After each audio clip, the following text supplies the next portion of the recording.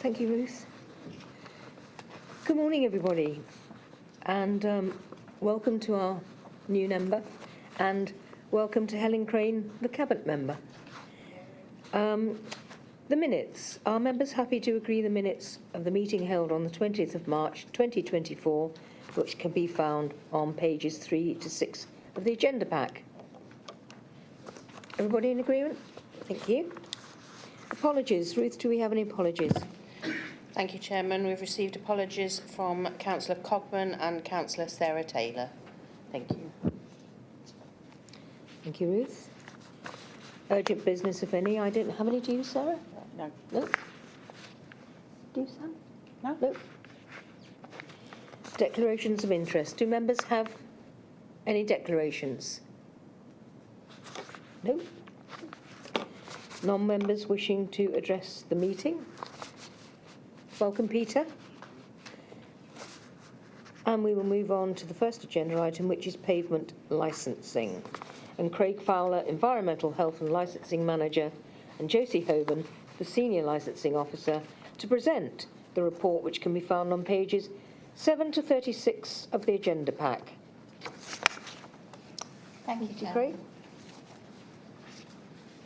So the purpose of the report was to advise the Licensing Committee of the recent legislative changes to the Business and Planning Act 2020 to make the pavement licensing regime permanent. During COVID, back in 2020, the Business and Planning Act 2020 was enacted. The Act was brought about during COVID to implement a number of measures relating to businesses. One of those measures was to make the process to apply for putting furniture on the highway easier than the existing application process under the Highways Act 1980. It was to allow businesses to sell either food or drink or to consume food or drink associated with their business from the pavement area outside their business. The initial act allowed for local councils to grant pavement licences for a period up until the 30th of September 2021. And then there have been subsequent amendments in 2022 and 2023 to extend the periods, the latest being an expiry date of the 30th of September 2024. The Business and Planning Act 2020 has now been amended by Schedule 22 of the Levelling Up and Regeneration Act 2023, implemented on the 31st of March this year, to make this change permanent. The Government has issued guidance for pavement licences, and a copy of that guidance is attached to the report as Appendix A. Some of the relevant changes are that application fees have changed. Initially, the Government set the fee at £75 as a maximum and increased that later to £100. With the new Act and the new changes, the maximum fee for first-time application is £500 and maximum fee for renewal is £350. The new fees are to ensure full cost recovery for the council administering the function. The application has changed slightly in that the period for consultation has changed from 7 days to 14, and the determination period for the council to make a decision has changed from 7 days to 14 days. The duration of the licences, the government guidance has recommended that the new licences are granted for a maximum of 2-year period.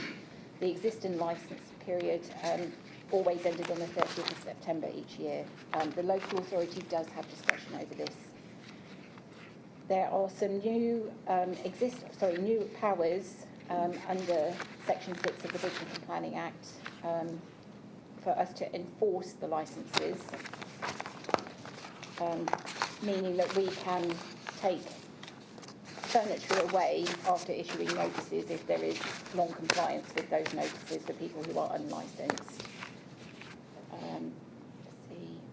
If a person leaves or puts removable furniture on the highway in contravention of the notice, we may go and remove the furniture, store it, require the person to pay the authorities reasonable costs in removing and storing the furniture, and refuse to return it if those costs are not paid.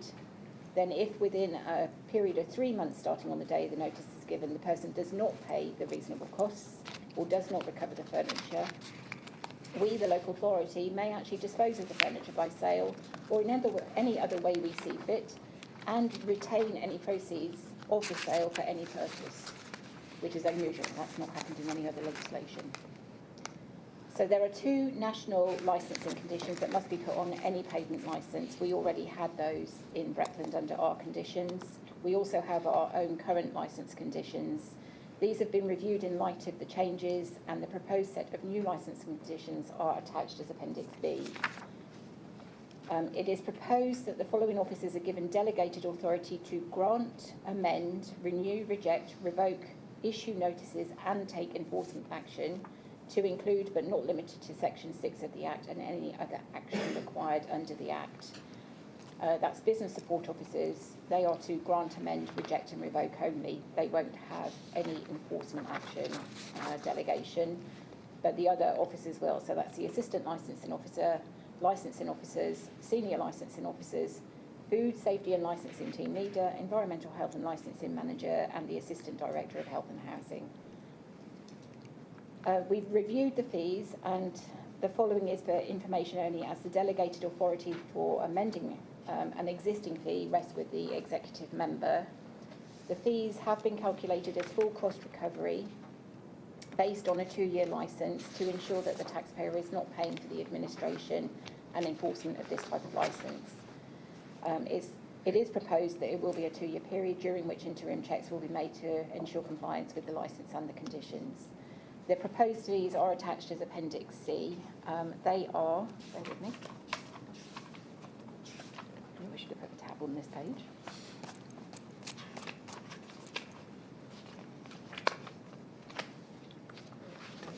Thank you.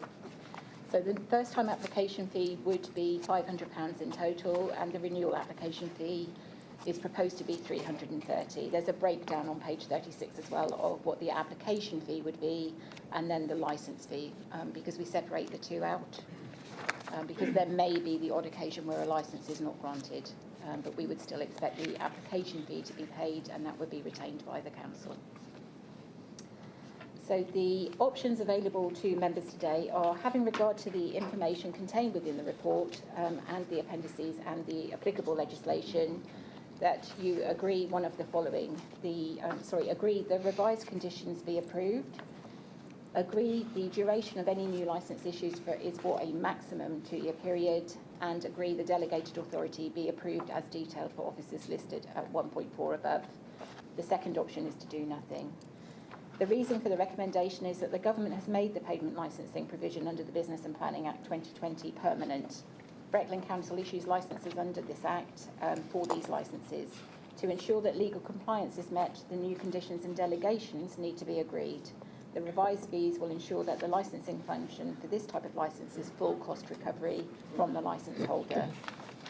In preparing the report, we have considered the implications. The licensing function will be legally compliant when issuing licences under the legislation, and data protection is considered as part of the process when considering licence applications. The recommendation is that the Licensing Committee reviews the information regarding the recent changes to the Business and Planning Act 2020, making the pavement licensing regime permanent, and agree the revised pavement licensing procedure, conditions and officer delegated authority regarding this matter. Thank you, Chairman. Thank you, Josie. Could I ask for a proposer and a seconder to the recommendation, which can be found on page 7 of the agenda pack? Linda? Taylor beat you to it. Taylor and Linda.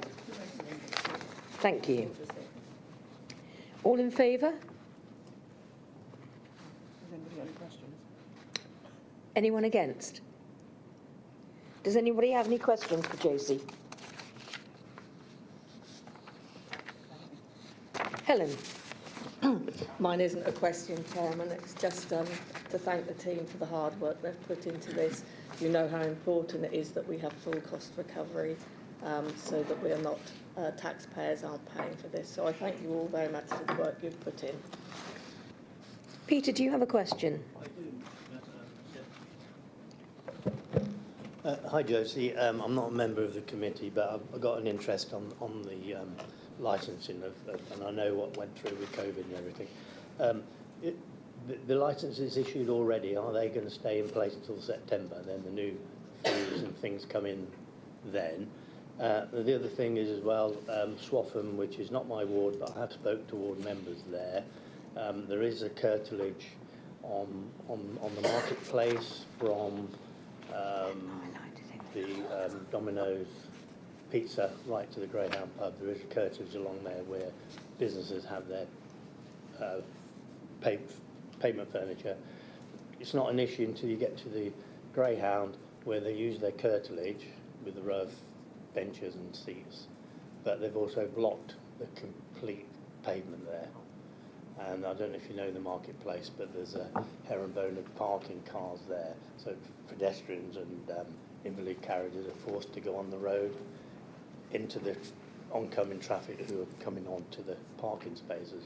So I just wondered if that had been looked at, or it needs to be remedied because it's actually blocking the pavement rather than half of it. Okay, so to answer your first question, the existing licences have all been issued up until the 30th of September this year and will remain in place. Anybody who is renewing their licence will pay the renewal fee for the new 2-year licence from the 30th of September. So that covers that one. Swaffham is unique in that, as you say, on that side of the marketplace, there is a curtilage to each of those shops. My understanding is that those tables and chairs currently are actually within that curtilage, and that when the new paving and everything was put in, they haven't actually allowed any space for that. We're actually talking to Norfolk County Council Highways at the moment to get further information on whether there can be any restriction imposed on that, because we've also got some questions on the other side of the street at the moment as well, as to whether any curtilage exists for those premises. I haven't got an answer for you directly on that one, but it is something we are investigating at the moment, and I can come back with that information later. On the ground in particular where it's blocking the pavement, because on the other side of the market, I don't know if there's any curtilage, but they could use half the pavement and still have plenty of pedestrian access, whereas from the Greyhound down to the Red Lion, there's no footpath at all. I think that actually sits with highways at the moment, so that's why we're in conversation with them, trying to get somebody to answer our call, to actually give us a firm answer on that. The problem we have is that because that is not covered under this legislation, because it's their curtilage, it would really sit with highways to make that determination. We can only deal with things that we have to licence, so that's a public highway matter, which is why we're talking to highways to see whether there's any conversation that can be had with those premises along there to make sure that there is still pavement walking area. But unfortunately, so within the pavement licensing, there is guidance from the government that there has to be space for people with disabilities and impairments to be able to walk around. Obviously, that's under the pavement licensing, we can actually enforce that. But because this is outside of it, that's why we need to speak to highways at Norfolk County Council to get there. Yeah, but again, it's Norfolk County Council Highways because it's curtilage of their building, so they don't have to be. Yeah, they don't have to be licensed, so we can't enforce anything on that because it's not a licensed area. It would be the county council deals with pavements and highways. So, no, the pavement licensing is where we license it. That's curtilage of their property. So that's not what we can license. We can't license that. No, because that's actually part of their property. That's where the disparity comes in Swaffham. Yeah, we're trying to talk to them at the moment. We're just trying to get an answer from them. Yeah, we're trying. That's all I can say on that one. Thank you. So, Josie, what is your advice on that then?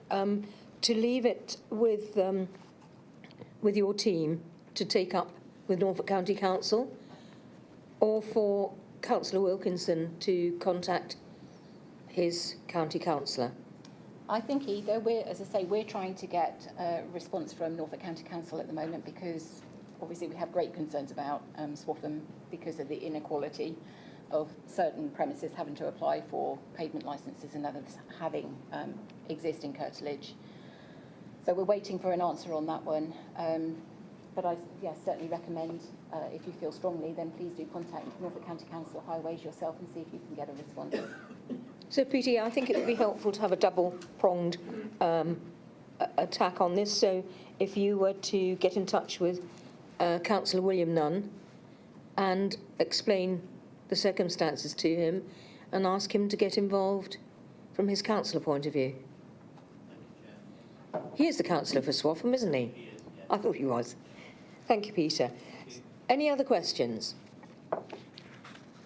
No? Well, thank you. The recommendation has been approved. Item number 7, authorisations and delegations for Dangerous Wild Animal Act 1976. Sarah Wostenholm-Smythe, the Legal Services Manager and Deputy Monitoring Officer, to present the report that can be found on pages 37 to 40 of the agenda pack. Thank you, Sarah. Thank you, Chair. This is the third report in the trilogy of animal-related legislation, and it concerns the Dangerous Wild Animals Act 1976, which is in place to ensure that individuals who keep wild animals do so in a way that minimises the risk to the public and ensures that only those individuals with a licence can keep such animals. It aims to ensure that those animals covered by the Act are well cared for and secure. It doesn't cover zoos, circuses, pet shops, and so on. I've included a list of the wild animals that are probably the common versions of what we may licence, and I've been told that the licences that we issue under this Act are few and far between. We had one up until December, which related to, I can't remember what you said it was now, a wild cat. Yeah. But that has now ended, and so as it stands at the moment, we do not have any licences under the Act. I think it's important to note that the applicant must be both the owner and in possession of the animal, or the proposed owner or in possession. A licence is granted for 2 years, and the actual Act sets out conditions which must be applied to the licence, and the local authority has discretion to set additional conditions as it sees fit.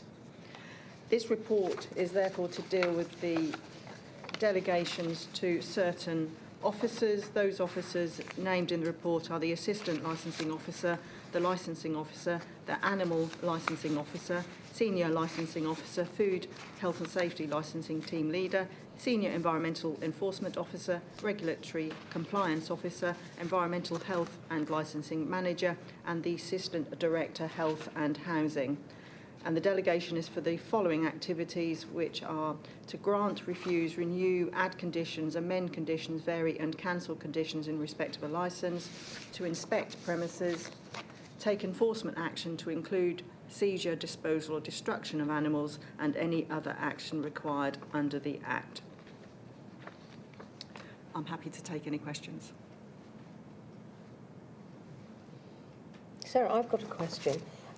Did you say that we don't have any dangerous animals in Breckland, so therefore our animal licensing officer and zoo licensing officer hasn't had to be involved? Yes, but I wondered, Josie, do you mind just confirming? So we do not have any animals licensed under the DWA currently. Obviously the zoos are separate to that, but we don't have any licensed DWA. Thank you, Josie. So I think the answer to your question is we probably do have dangerous wild animals in Breckland, but not under this Act. No. Linda.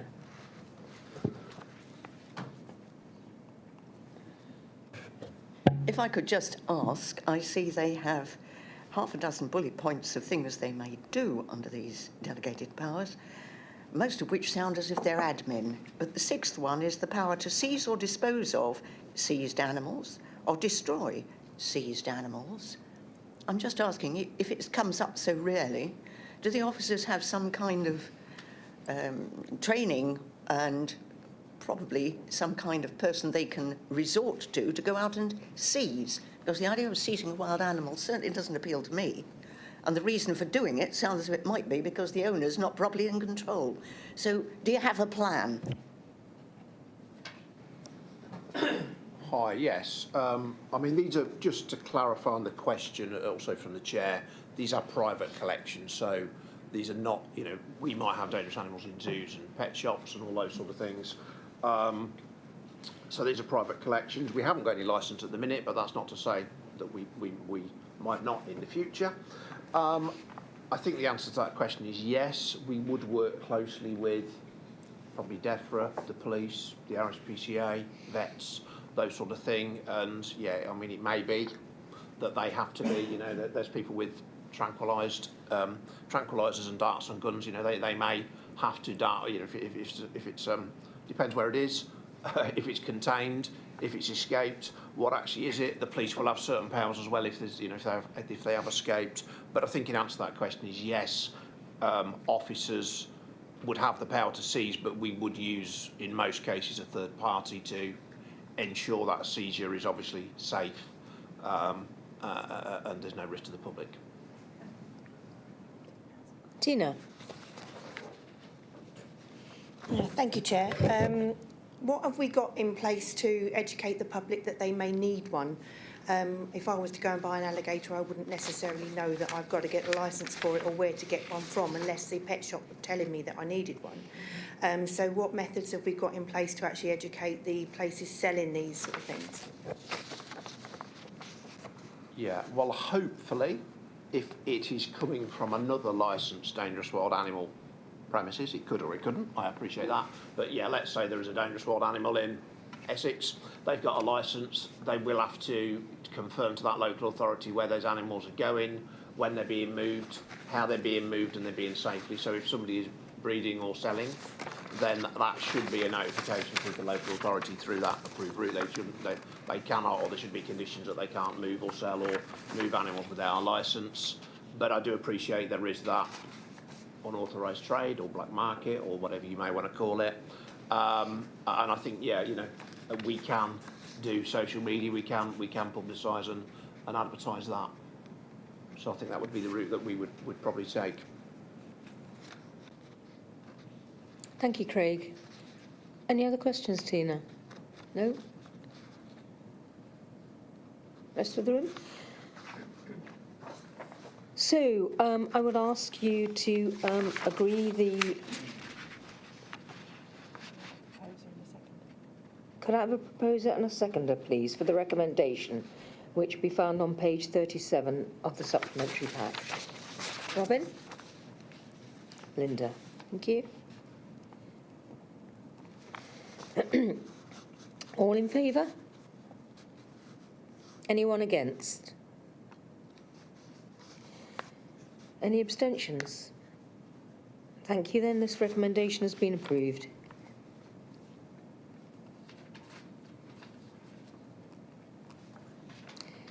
And now we come to the agreement for the next meeting, to note the arrangements for the next meeting to take place on Wednesday the 11th of September 2024 at 10 a.m. in the Anglia Room. Thank you. This meeting is now closed and will continue with the Committee of the Licensing Authority.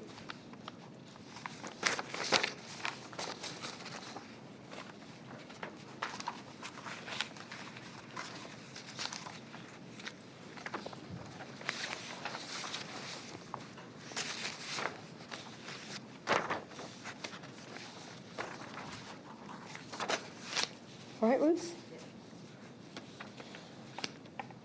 Good morning, everyone. Welcome to the Committee of the Licensing Authority. And we do not have any apologies because we are carrying on from the previous meeting. And any urgent business, I don't have any declarations of interest. No. Non-members wishing to address the meeting. We don't have anyone in the room. And we'll move on to item 6, training requirements, general discussion. Are you taking this, Craig or Josie? Or Keith? So, training-wise, we're aware of new members of the Licensing Committee. We are in discussion with Democratic Services and Legal. I'm quite happy to send an email to confirm some dates, probably by the end of this week. But we have got some internal training that we can do. Obviously, Democratic Services have been quite busy with police and crime and now general elections, so it is the member training. And we've also made some inquiries for external training. I think we would probably postpone that to later into the year. We do just need to Democratic Services to confirm that that budget is available. So in answer to that question, we have or are making arrangements for internal and some external training, but the dates are not confirmed yet. But I'm quite happy to put something out by the end of this week offering some dates for the internal training, if that helps. Happy to answer any other questions. Josie. Thank you, Madam Chairman. I would also just like to bring to all of the members' attention the Local Government Association website. There is some fantastic training information on there that has been done through the LGA in conjunction with the Institute of Licensing. There are some fantastic tip sheets on there for taxi and private hire, alcohol and entertainment and gambling. There's also a counsellor handbook. I highly recommend the website. Please take a look. There's some other training resources such as videos and some courses that can be done on there also. I do have a quick leaflet if anybody wants to pick one up at the end that just gives a sort of briefing of one of the pages that was on there. So if you want to pick that up at the end, it is available. But please do take a look at that because there's some really good training resource on there. Do any members of the committee, granted we've got a new member here, Robin Hunter-Clark, do any other members require any training requirements? No.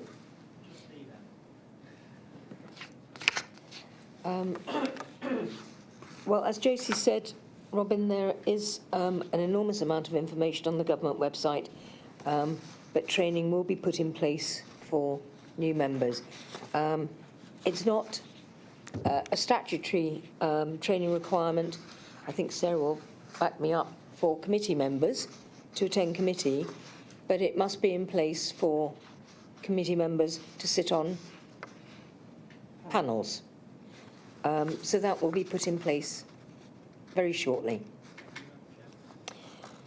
So from committee, do we have any feedback and discussion on recent panel meetings, if any?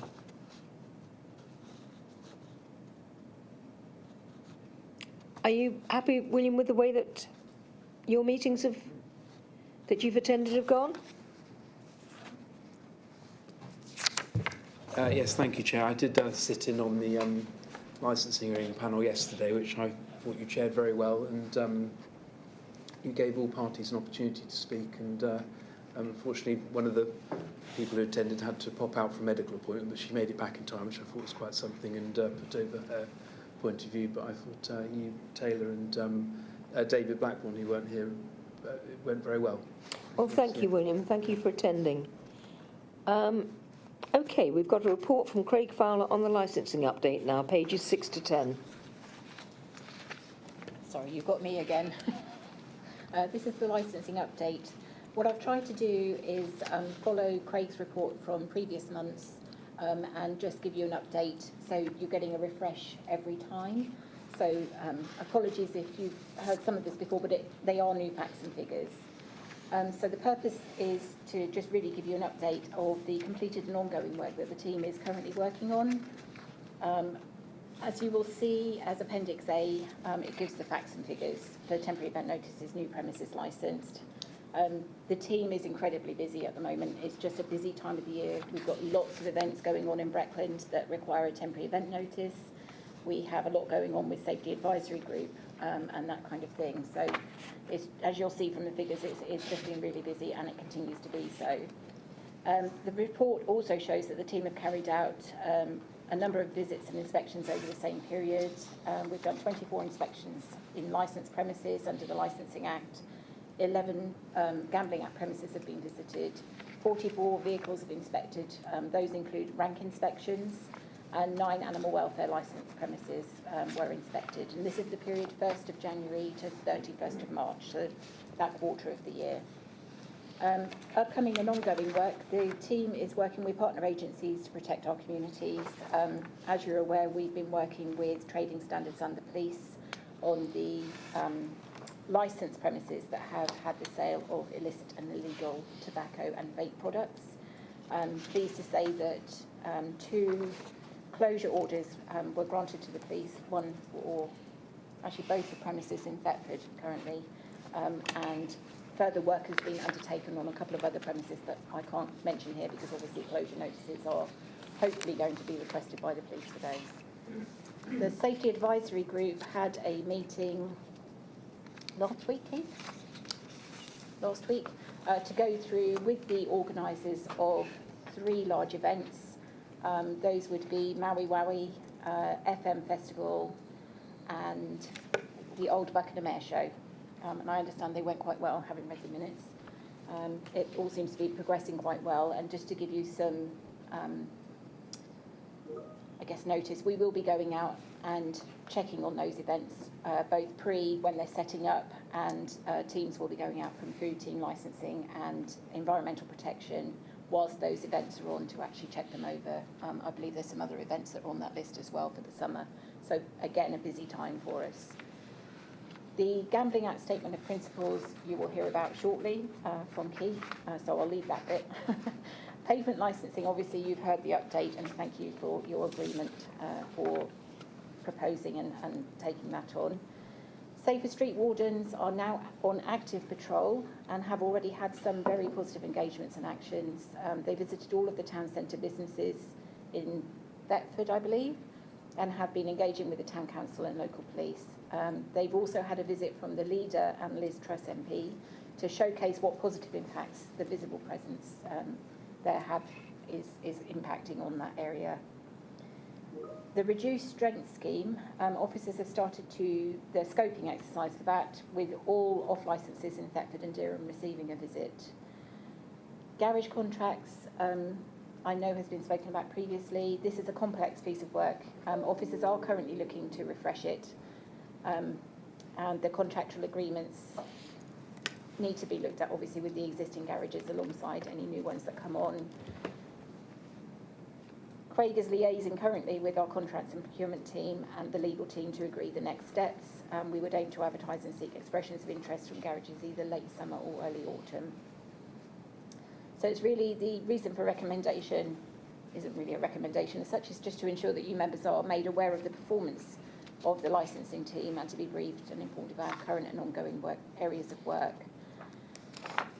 And the recommendation is just that you consider the information within this report, taking into account the performance and current future areas of work for the team. Thank you. Thank you, Josie. Do we have any questions? Josie, I've got a question on the vaping situation, which there seems to be a lot of public concern about at the moment. And I think that the public get confused because they think that vaping shops are licensed by the district council, and of course we're not, are we? We license premises. So it is trading standards who have that responsibility, is it? So trading standards, they don't license them currently, although there is a proposal in the pipeline out being consulted on at the moment for that to actually happen. Trading standards look at it from an underage sales and illegal product sales. So if the vapes are too large, if they're not compliant with the UK regulations, they would go in and monitor those, and also the underage sales. So they're involved in it from that perspective at the moment, and we just wait to see whether it's going to become a licence function for trading standards or some other body going forward. Watch this space. So if members of the public have concerns about illegal vapes being sold or being sold to underage children, trading standards is the only avenue for them to report things through? I would say yes, unless it's a licensed premises for the sale of alcohol, in which case let both of us know, let trading standards know and let us know. And they can also report it on Crime Stoppers as well. It will go through to both the police and trading standards from there. Oh, well, that's very important to know, that Crime Stoppers as well as trading standards. Thank you, Josie. So if we don't have any questions for Josie, we'll move on to Madam Chairman, I'm sorry to interrupt. I have just two other bits of information that I'd forgotten about that weren't on the report that I have come across since that you may be interested in. One is under animal welfare, or two of them are under animal welfare. So cat microchipping. Owners had until the 10th of June 2024 to get their cats microchipped. They have to be microchipped before they're 20 weeks of age, except unowned cats, such as feral and community cats. I hadn't heard of community cats until that point. Owner details must be kept up to date on a DEFRA-approved microchipping database, and more information on that can be found at the Cats Protection website. How that affects licensing, why am I mentioning it? Catteries, our cat boarding establishments, have been advised to update their records to require the cat microchip details when accepting cats for boarding now. Cat breeders who are licensed for sale of animals as pets are being advised of the new legislation as well. For any cat owners, you can get, this is new to me as well, and this was on the cat protection thing, apparently there is now a cat flap that you can program with your cat's specific microchip, and it will only allow that cat to enter and exit, which I thought was quite ingenious, really. The second piece of information on animal welfare is that the Kennel Club UCAS accreditation expired on the 30th of May 2024. This affects us because it means that any dog breeders who are registered with the Kennel Club as under the Assured Breeder Scheme with the Kennel Club will no longer get automatic entitlement to 5-star rating. They will have to meet all of the requirements. It will no longer be an automatic entitlement to 5-star licence. So we're just waiting to see how that's going to impact and whether the Kennel Club is looking to have reinstated their UCAS accreditation. So we're watching the space on that one. And then one update for you on the Licensing Act. As you're probably all aware, you probably have heard in the news, should we be, fortunate enough for England or Scotland to reach either the semi-finals or finals of the Euros 2024, any premises licensed for the on-sale of alcohol will be able to remain open, selling alcohol and providing late-night refreshment between the hours of 2300 and 0100, just on the semi-final matches, which are the 9th and 10th of July, and the final on the 14th. But the proviso is that it is only if Scotland or England makes it to any of those. We have updated the licensing web pages on the Breckland Council webpage with all of that information. Thank you. Thank you, Josie.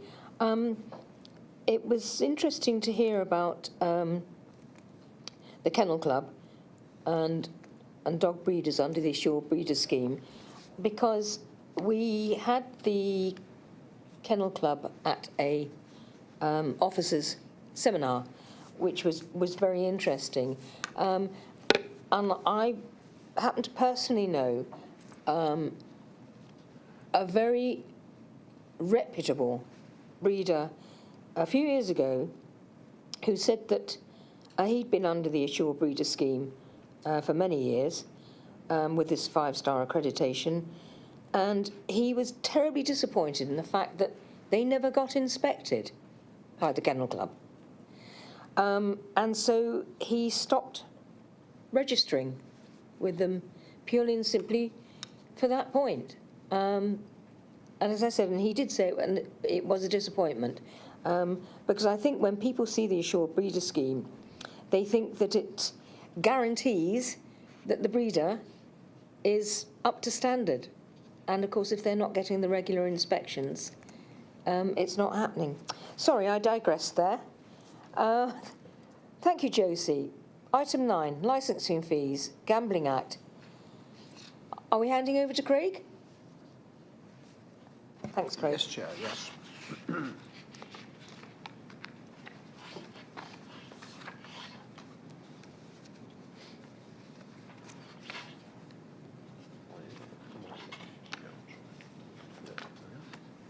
Apologies to get my pages muddled up there.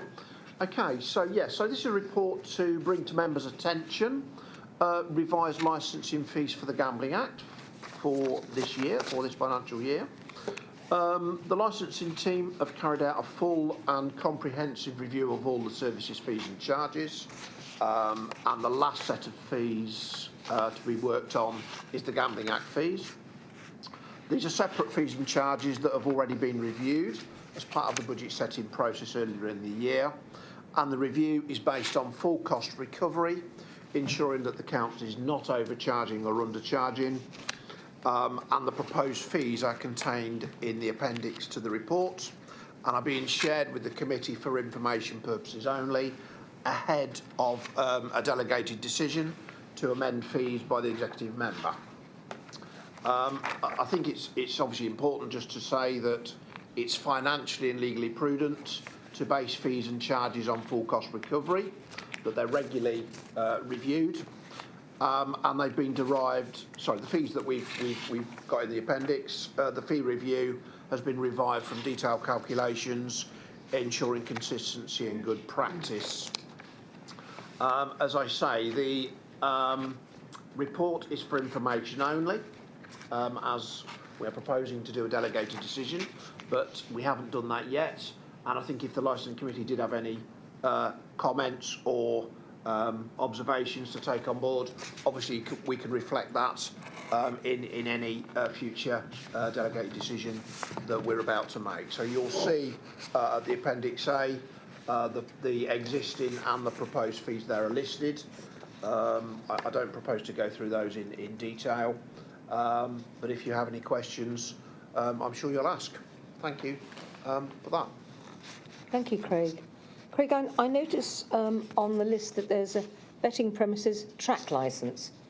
Do we have any tracks in Breckland? No. I didn't think we did. No. Any questions?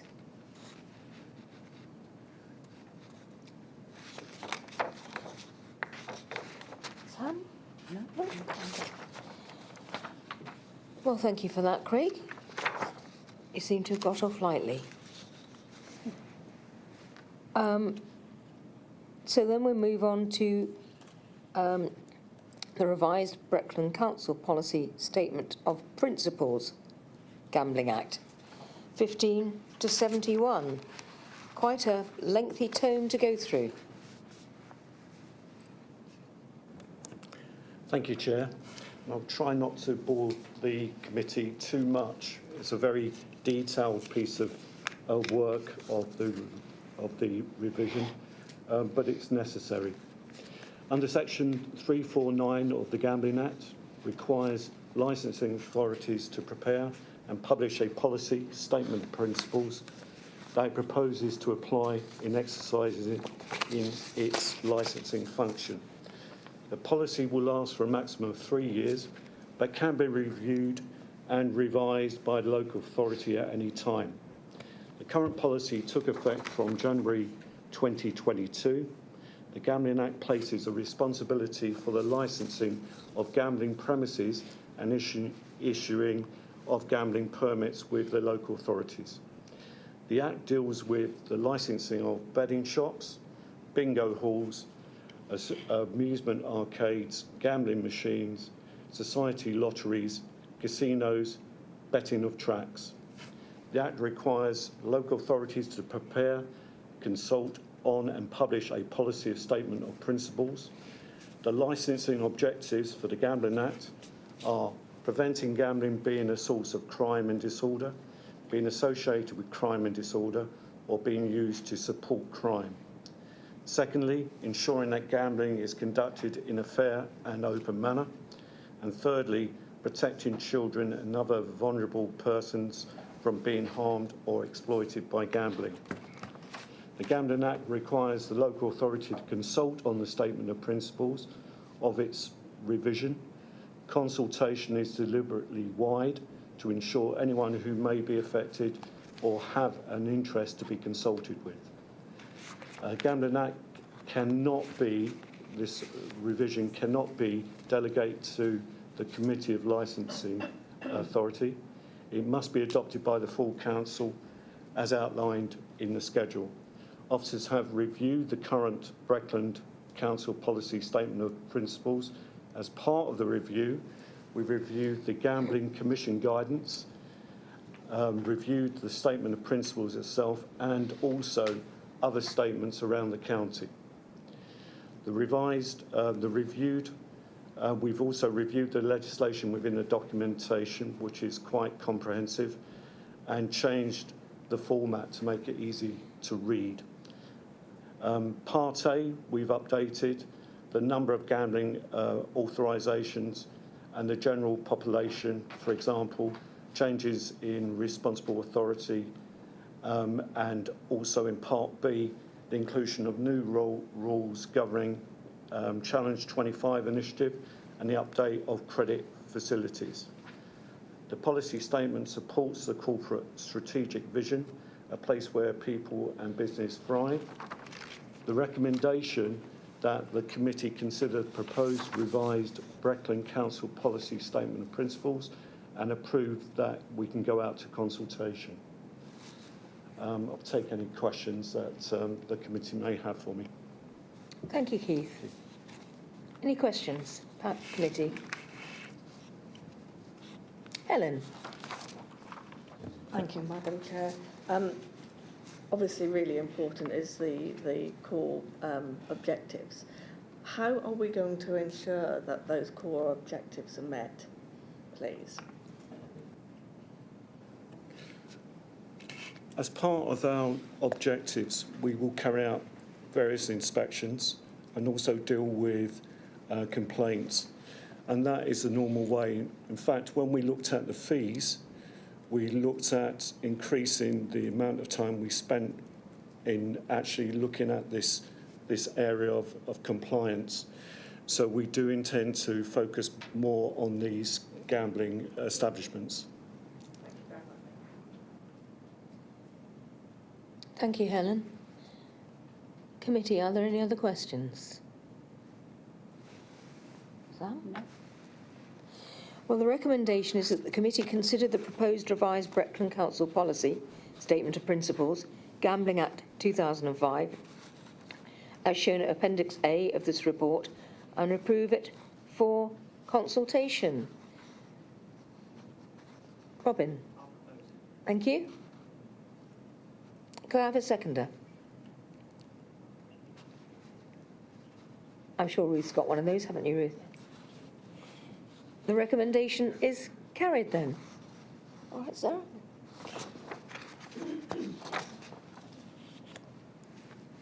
So thank you for that, Keith. The next meeting, to note the arrangements for the next meeting to be held on Wednesday, the 11th of September, 2024, immediately following the Licence Committee meeting that starts at 10 a.m. It is 10 to 11, and I close the meeting.